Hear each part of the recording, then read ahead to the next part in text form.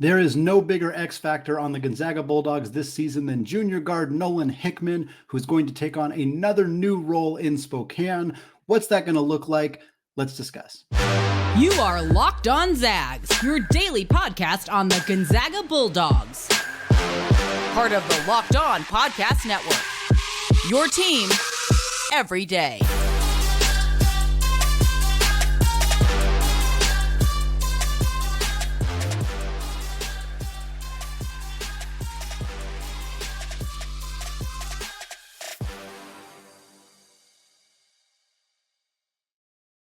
What is going on, y'all? Welcome to the Locked On Zags podcast, part of the Locked On Podcast Network, your team every day. I'm your host and longtime Gonzaga podcaster, Andy Patton, here to bring you news and updates on all things Zag athletics.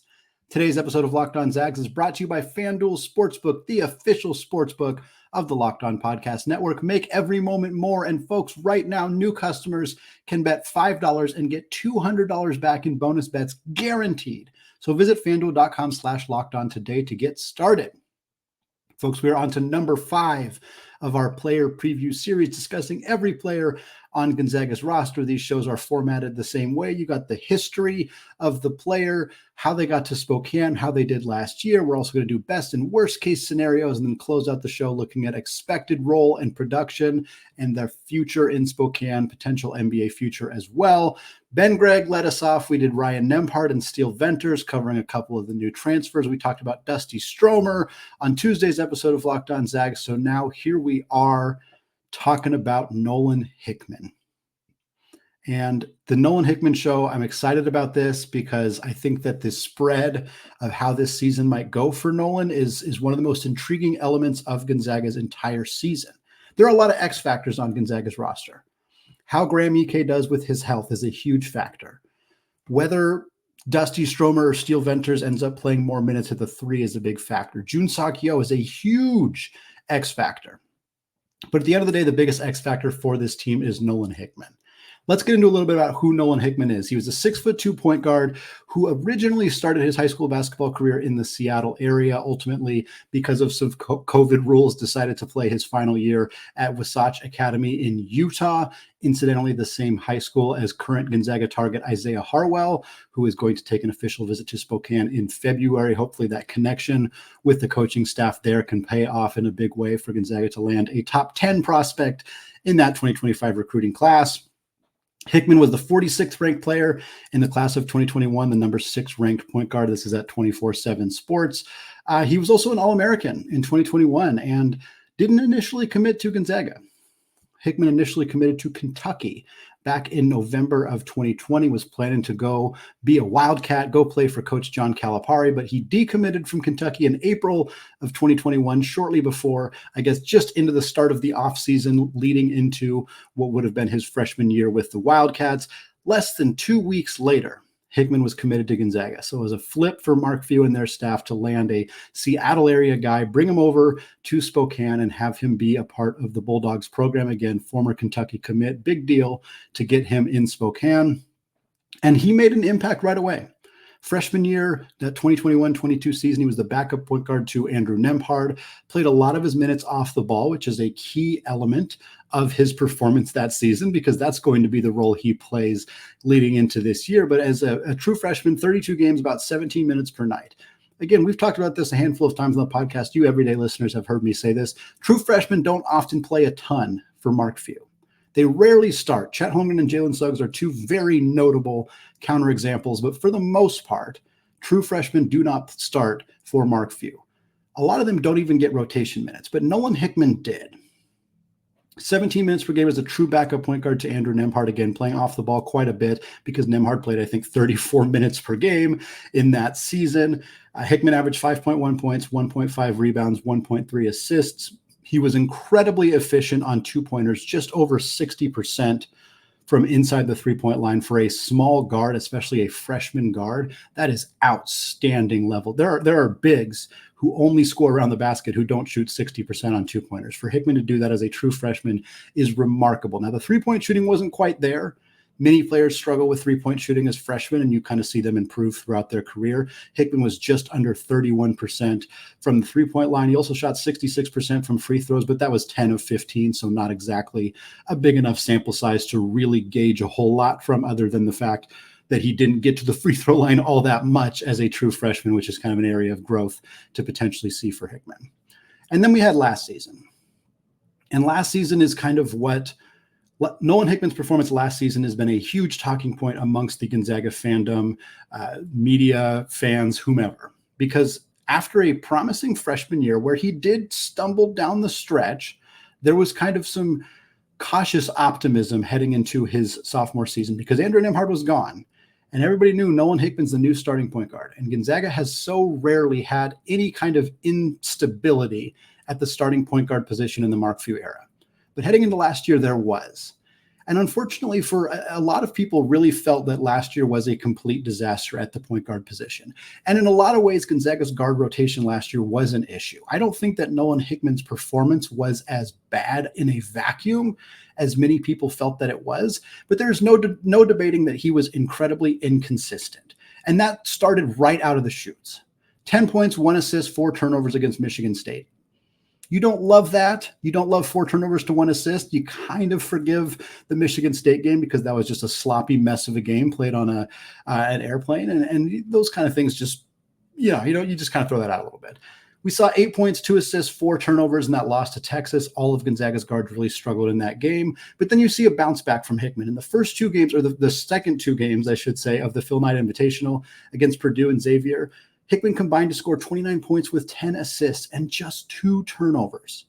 That's against Purdue, number 1 team in the country for most of the year, and Xavier, a team that earned a 3 seed in the NCAA tournament. 2 top 3 seeded teams. Nolan Hickman goes out and puts up 30 and 10 combined with just 2 turnovers.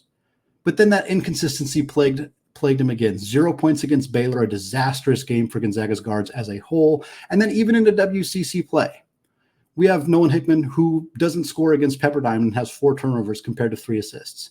You have 2 points, 3 turnovers against Portland, 2 of the below middle teams in the WCC. Yet you also have him go on the road and drop 20 against Santa Clara. Gonzaga needed every single one of those points to beat Santa Clara on the road that year. Then he goes and has 12 points, 6 assists, and 1 turnover versus LMU. Nolan Hickman was remarkably inconsistent throughout the year. Unfortunately, one consistency remained from his first year to his second year, and that is starting to fade down the stretch. Nolan Hickman struggled in the second half of the season in his freshman year, and he struggled again in the second half of the season last year. He had a fantastic game against St. Mary's in the WCC championship. For those of you who remember that game, it was an absolute beatdown. Gonzaga took it to St. Mary's completely unexpectedly when those first 2 games in the regular season had been really close. Hickman, 12 points, 4 of 5 shooting from deep in that one. Really phenomenal performance. Outside of that, Hickman was pretty much non-existent. 8 total points in the NCAA tournament. Gonzaga played 4 NCAA tournament games. Nolan Hickman had 8 points. 6 of them were against Grand Canyon. 2 of them were against TCU, and he did not score against UCLA or UConn. 0 of 9 from the field. He did have 7 assists compared to 3 turnovers. Not bad. Honestly, against 2 really good teams. UCLA is a phenomenal defensive team. UConn was the best team in the country last year. A 7-3 assist to turnover ratio. I'll take that. I'll take that from Nolan Hickman. But no points, 0 of 9 from the field, cannot happen. Cannot happen. All told, Nolan Hickman finished the season playing 37 games, starting 36 of them. He played 28 minutes per night. He averaged 7.7 points, 3.1 assists, 2.4 boards, and 1 steal per game. That 2-point percentage that was so good as a freshman plummeted to just under 49% from 2 as a sophomore. However, the 3-point percentage did increase, which we expected to see. Most players get better as outside shooters as they go on in their college career. Hickman went from 30.8% as a freshman to 35.5%. As a sophomore, his free throw percentage also jumped considerably up to 81%. And now, with the addition of Ryan Nembhard in the transfer portal, it is clear that Nolan Hickman is no longer going to be asked to play Gonzaga's primary point guard role. He did it last year. The results were middling. And now he gets to adjust back to being a 2 guard, a role he played somewhat substantially as a freshman. That storyline right there is one of the biggest develop the biggest pieces of Gonzaga's upcoming season. How he adjusts to that role will be instrumental in whether this team reaches their high, lofty expectations as an Elite Eight, Final Four, national championship contender, or whether this is a season that goes awry for Mark Few and the Bulldogs. We're going to talk about what those best and worst case scenarios specifically for Nolan Hickman are. But first, today's episode of Locked On Zags is brought to you by Jace Medical. With storm shortages, pandemics, and supply chain issues, we all need to be more prepared now than we ever have before. And everybody should feel empowered to care for themselves and their loved ones during the unexpected. And that's why Jace Medical offers the Jace Case. The Jace Case provides 5 life-saving antibiotics for emergency use and gives you peace of mind so that you are not just hoping that you have access to medication if there is an emergency. Jace Medical makes sure that you have that medication in your hands. Jace Medical is simple. They handle everything from the online evaluation to licensed pharmacy medication delivery and ongoing consultation and care. So don't get caught unprepared. Get $20 off on these life-saving antibiotics today from Jace Medical by using my code LOCKEDON at checkout at jacemedical.com. That's JASE medical.com. Doctor created, doctor recommended, Jace Medical. Well, folks, snap into the action this NFL season with FanDuel, America's #1 sportsbook. Because right now, new customers get $200 in bonus bets. That's guaranteed when you place a $5 bet. Again, $200 in bonus bets, win or lose. If you've been thinking about joining FanDuel, there is no better time than right now to get in on the action. Folks, this app is super easy to use. You just log in. You can bet on all sorts of stuff like spreads, player props, over-unders, and more. They give you suggestions on prop bets to make. It is super easy to use. So visit FanDuel.com/lockedon and you can kick off the NFL season. FanDuel, an official partner of the NFL. Folks, I want to thank all of you for making Locked On Zags your first listen or your first watch of the day. We are going to continue with our player preview series later in the week. We got some recruiting updates to get you all as well. Hopefully an update on the Gonzaga Baylor secret scrimmage whenever that happens. And of course, we're going to get you right into the season, November 3rd. Gonzaga takes on Lewis Clark State of the exhibition game. Folks, that is right around the corner. We are very close to having some real Gonzaga basketball to talk about. So stick with us here on the Locked On Zags podcast.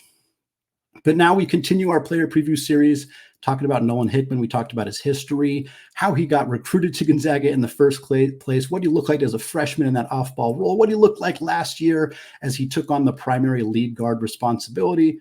Now we're entering a season where Nolan Hickman is not going to be the primary point guard. Ryan Nembhard is that guy. He's an all-American caliber point guard. He is going to be the man with the ball in his hands most every possession. So what does that mean for Nolan Hickman?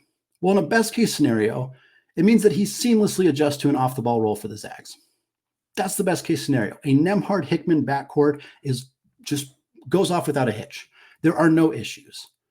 Nolan Hickman not having the ball in his hands, not having the pressure of being the primary ball handler allows him to flourish.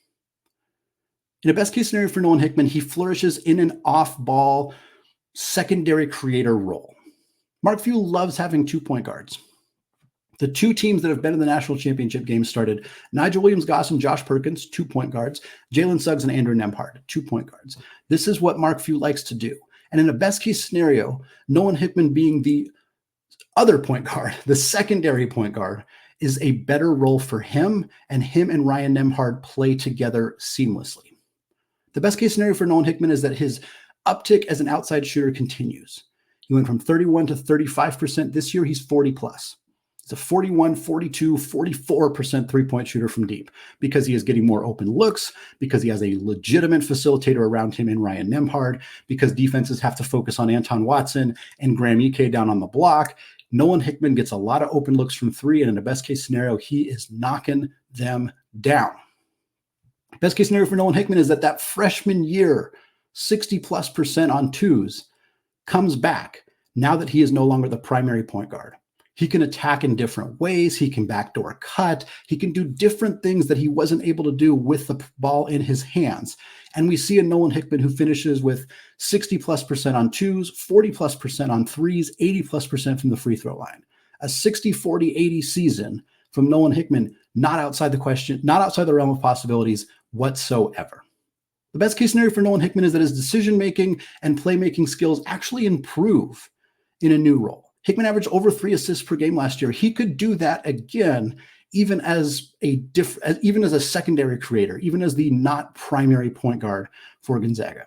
He only averaged 1.3 turnovers last year, which really isn't as bad as many people kind of made it out to be. But in the best case scenario, that drops as well. He's around 3 assists, around 1 turnover, 0.9 turnovers per game because of his different role as a secondary creator, as more of a shot maker, maybe more of an attacker than he's been in previous years. The best case scenario is that defensively, because Hickman is not handling as much of a workload on offense, he can thrive. The best case scenario is that Nolan Hickman is this team's primary on-ball stopper as a guard. Anton Watson's going to handle a lot of serious defensive responsibility because of his 4 years of incredible defensive work. But in the best case scenario, when Gonzaga needs a stopper on a guard, that's Nolan Hickman. And that he uses his strength, he uses his high basketball IQ, he uses his quick hands to be an elite on-ball stopper, an elite defensive player for Mark Few and the Bulldogs. The best case scenario for Nolan Hickman is that he is an all-WCC caliber performer. The first team is not out of reach. Ryan Nembhard and Aiden Mahaney are fantastic guards. You have Houston Millette, you have Tyler Robertson, you have Mongolian Mike from San Francisco. There's a lot of great guards in this conference. But if Nolan Hickman plays like he is capable of, he could be an all-WCC first teamer. Perhaps the more likely scenario is second or third teamer. But in a best case scenario, he's right up at the top in that conversation. The best case scenario for Nolan Hickman is that he's legitimately considering testing the NBA draft waters after the season. Again, we'll talk more about his NBA draft aspirations later in the show, but as a 6'3" player who's now not playing a primary point guard role, I think his options are a bit more limited. But in a best case scenario, Gonzaga fans are worried that Nolan Hickman might leave. They want him back for his senior season. That's the best case scenario for Nolan Hickman. What are the worst case scenarios for Nolan Hickman? Well, it's that this doesn't work. Simply, it's that. A third straight year with a role change stunts Nolan Hickman's growth. He goes from being a backup two guard who occasionally plays point guard to being the starting point guard to now being the starting combo guard. And all of those changes, all of those adjustments take a toll on Hickman, and his development is stunted. The decreased efficiency we saw in two-pointers, it went from 60% to 49%, remains. He doesn't improve that efficiency. He's still below 50% on two-pointers. Additionally, that three-point percentage tick that we saw last year comes back down to earth. He's a 49% shooter on twos. He's a 31% shooter on threes. That's the worst case scenario, is that being in a new role, being asked to do something differently, dramatically decreases Nolan Hickman's efficiency as a scorer. The worst case scenario is that he just doesn't play well with Nembhard, and the lack of size between the two of them, the lack of, or just the inability of the two of them to kind of jive together on the court makes it hard for Mark Few and the Zags to play them both at the same time. If that happens, it's not going to impact Ryan Nembhard's minutes. It is going to impact Nolan Hickman's minutes. Ryan Nembhard's going to play 31 minutes a night. If the two of those two guys don't play all that well together, that could severely impact the amount of time that Nolan Hickman spends on the floor.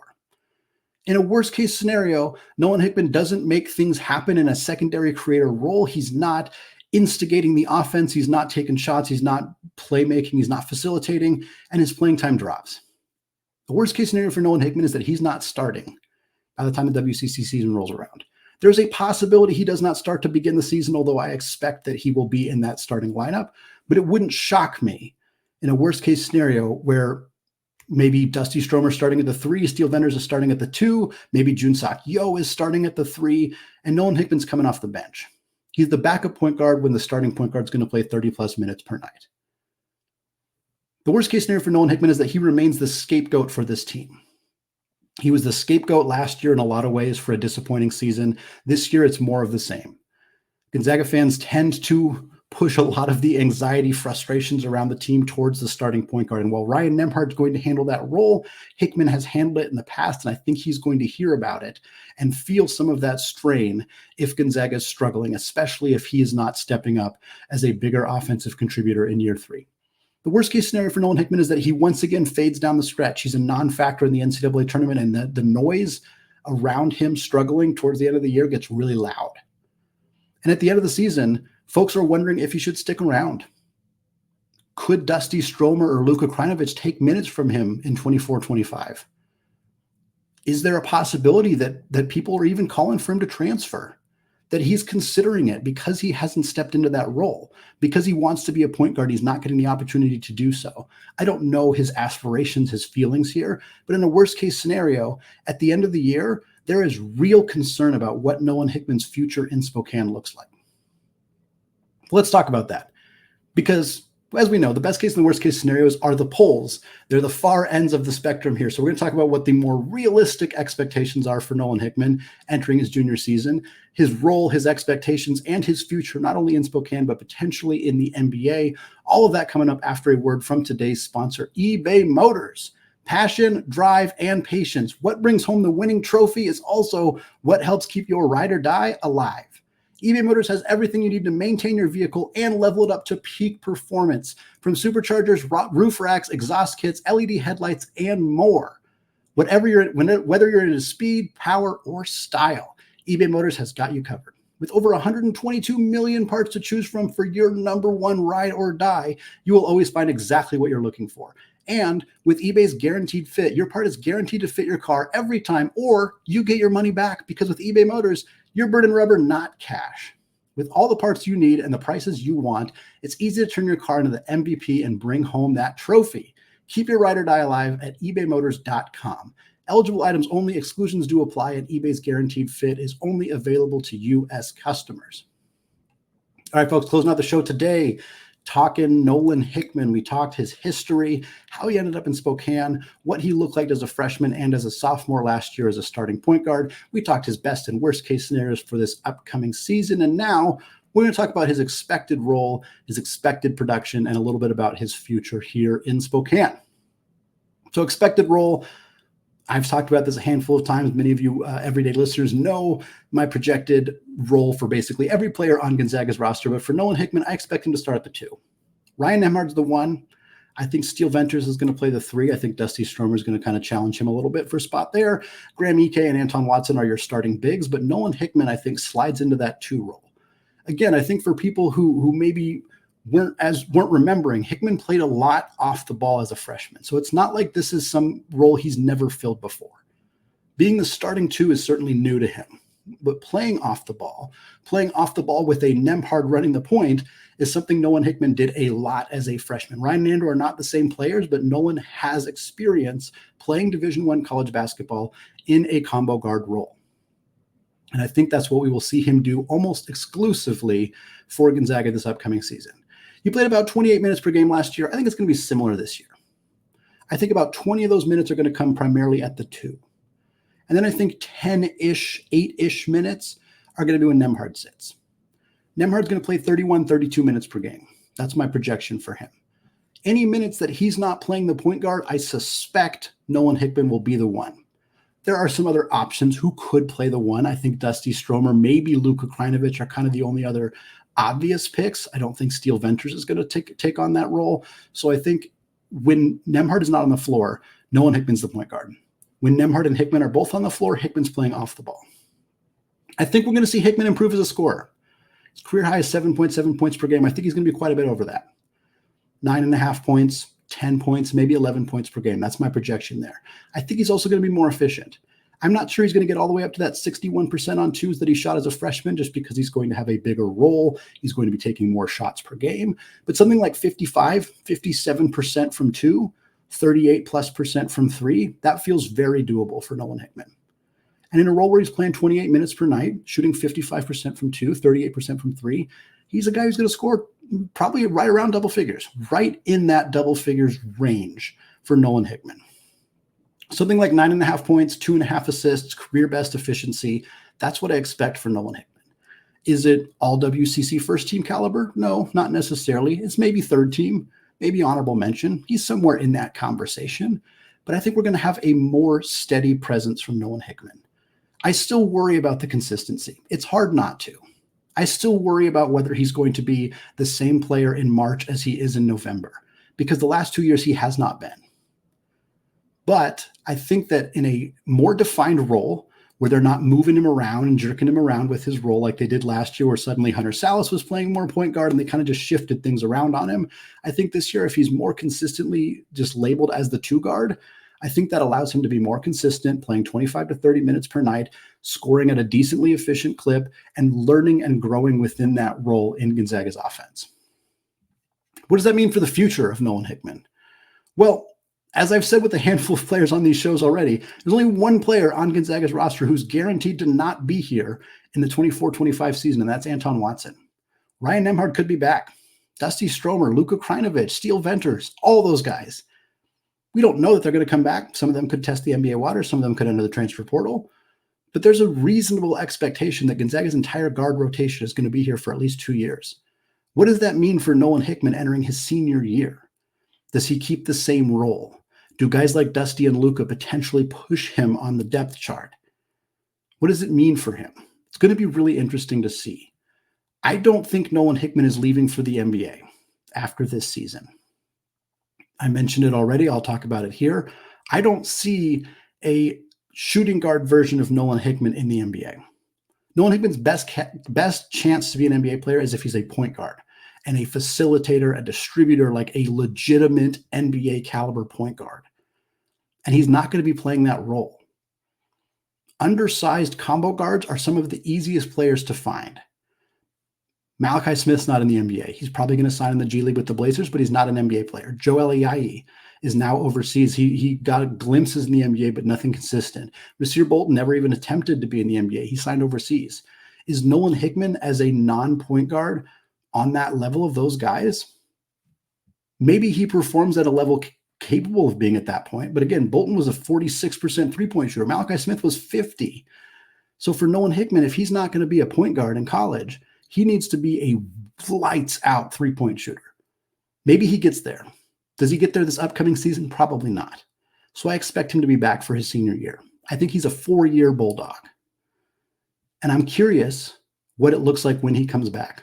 Does it mean Dusty Stromer doesn't get to expand his role in year 2? Does it mean Luka Krinovich stays kind of buried on the bench for 2 years? Does it mean that Ryan, what does it mean for Nembhard and Hickman? If they play well together this year, they'll probably want to run it back for year 2. If they don't, something's got to give. Does that mean Hickman enters the transfer portal? Of course it's possible. It's possible with any single player on this roster. Everybody could do it. But it'll be interesting to see this entire guard rotation potentially coming back in 24-25 is an interesting wrinkle. We'll worry about it when we get there. It's not something we got to worry too much about right now, but it is an interesting thing to think about because I have a hard time seeing everybody comfortable coming back with the same role they're going to play this year. So something's probably going to have to give.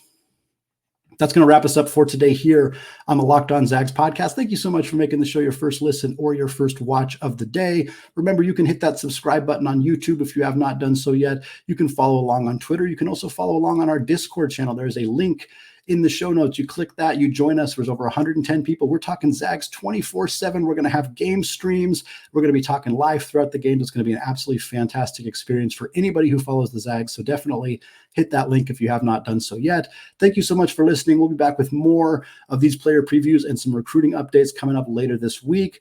Until then, as always, go Zags.